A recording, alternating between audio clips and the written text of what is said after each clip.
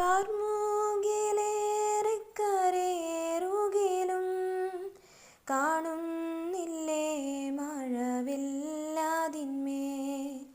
കരുതുക വേണ്ടതിൻ ഭീകരങ്ങൾ കെടുതികൾ തീർത്തവൻ താഴുകിടുമേ ആഴലേറും ജീവിതമരുവിൽ നീ തളരുകയോ ഇനി സഹജേ ആഴലേറും ജീവിതമരുവിൽ നീ തളരുകയോ ഇനി സഹജേ. ദൈവവചന ചിന്തകൾ കേൾക്കുന്ന എല്ലാ മാന്യ ശ്രോതാക്കൾക്കും ക്രിസ്തീയ സ്നേഹവന്ദനം. സദൃശവാക്യങ്ങളുടെ പുസ്തകം 1-ാം അധ്യായം 20-ാമത് വാക്യം ഇങ്ങനെ വായിക്കുന്നു: ജ്ഞാനമായവൾ വീതിയിൽ ഘോഷിക്കുന്നു, വിശാല സ്ഥലത്ത് സ്വരം കേൾപ്പിക്കുന്നു എന്ന വചനമാണ്.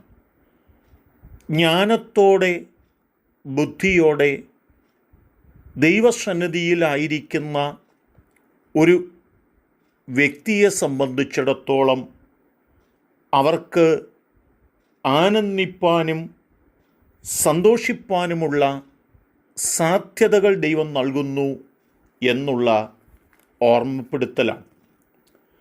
ശമൂവേൽ എഴുതിയ 1-ാം പുസ്തകം 25-ാം അധ്യായത്തിലേക്ക് നാം കടന്നു വരുമ്പോൾ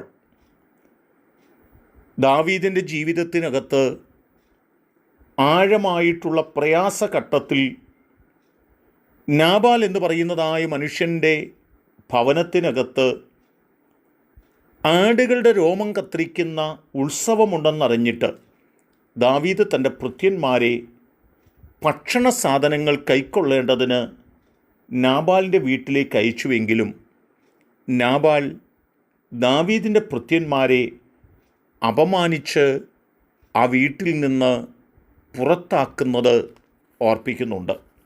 എന്നാൽ നാബാൽ ബുദ്ധിഹീനനാകുന്നുവെങ്കിലും തൻ്റെ ഭാര്യയായിരിക്കുന്ന അബീഗേൽ വളരെ ജ്ഞാനത്തോടും ബുദ്ധിയോടും കൂടി ഓരോ ദിവസങ്ങളും കാര്യങ്ങൾ നീക്കി മുൻപോട്ട് പോകുന്നു എന്ന് ഈ വചനങ്ങൾ ഓർപ്പിക്കുന്നുണ്ട്.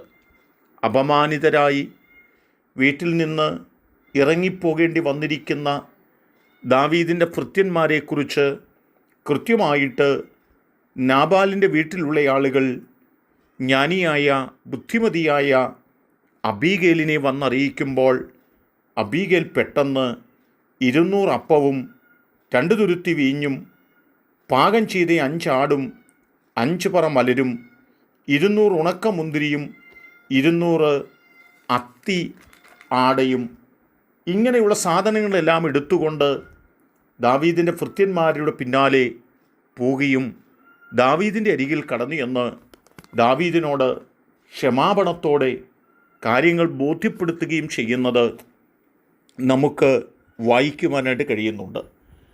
അബീഗേൽ ജ്ഞാനത്തോടും ബുദ്ധിയോടും വിവേകത്തോടും കൂടി കാര്യങ്ങൾ ക്രമീകരിച്ചതുകൊണ്ട് ദാവീദിൻ്റെ കോപം ശമിക്കുവാനും ദാവീദ് അബീഗേലിൻ്റെ വീട്ടിലേക്ക് അല്ലെങ്കിൽ നാബാലിൻ്റെ വീട്ടിലേക്ക് കടന്നു വരികയോ ആ തലത്തിൽ ഒരു ദോഷം ചെയ്യുകയോ ചെയ്തില്ല എന്ന് ഓർമ്മപ്പെടുത്തുന്ന വാക്കുകളാണ്.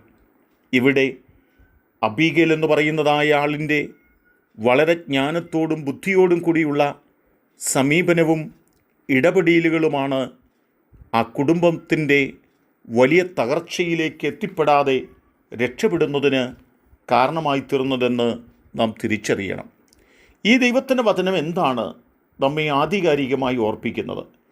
വളരെ ബുദ്ധിയോടും ജ്ഞാനത്തോടും ദൈവകൃപയോടും നാം കാര്യങ്ങൾ ചിന്തിക്കുകയും പ്രവർത്തിക്കുകയും ചെയ്യുന്നെങ്കിൽ മാത്രമേ നമുക്ക് സന്തോഷിക്കുവാനായിട്ട്, നമുക്ക് അനുഗ്രഹം പ്രാപിപ്പാനായിട്ട് കഴിയുകയുള്ളൂ എന്നുള്ള ആ യാഥാർത്ഥ്യങ്ങളെ തിരിച്ചറിഞ്ഞുകൊണ്ട് ജ്ഞാനമായവൾ വീട് പണിതപ്പോൾ അതിന് 5 തൂൺ പണിതതുപോലെ ജ്ഞാനത്തോടുകൂടി നാം നമ്മുടെ കാര്യങ്ങൾ ക്രമീകരിച്ച് മുൻപോട്ട് പോകാൻ കഴിയേണ്ടതിന് ദൈവസന്നിധിയിൽ നമ്മെ സമർപ്പിക്കുന്നവരും ആ നിലകളിൽ ജീവിപ്പാൻ ഉത്സാഹിക്കുന്നവരുമായി തീരാം.